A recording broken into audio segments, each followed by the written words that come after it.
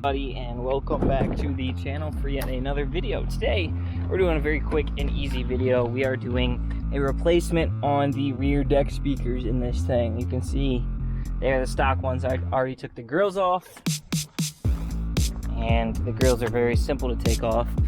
They are 6 Phillips screws, which you'll find up in here, in these areas here, one here, another one here, and another one here.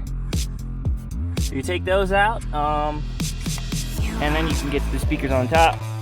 Since we're about to take these speakers out, we will disconnect the harnesses.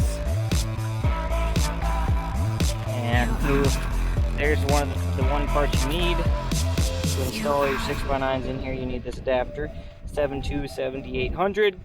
I got this from Best Buy. They had it in stock. If not, you can get it on Crutchfield. And then I got the Kicker 6x9s I'm going to be putting in. So I'm going to remove these 4 screws up here, which look to be about an 8mm. Take those out, and then I'll put the new ones in and then show you guys what's up. So as you can see, we got those 4 out, and then both the speakers are out. We got our new Kicker CS series 3-way car speakers to put in there now, which they look really good. Come with some wires in case you need it. Screws for mounting, yada yada yada. And for those adapters, for the adapter I should say, wherever I put it, I don't know where I put it. I think it's underneath here. Either way, so I'm gonna hook the adapters up to here, I'm gonna screw in the speakers, and then give you guys a final update.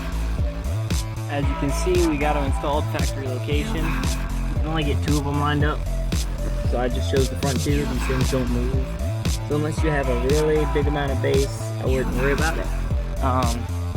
That's installed. And one thing to be aware of is with these things, when you're pushing them on the speaker, be careful because they sometimes bend. They're very fragile.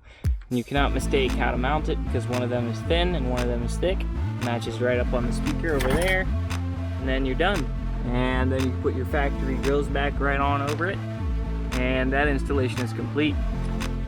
Please like and subscribe, y'all.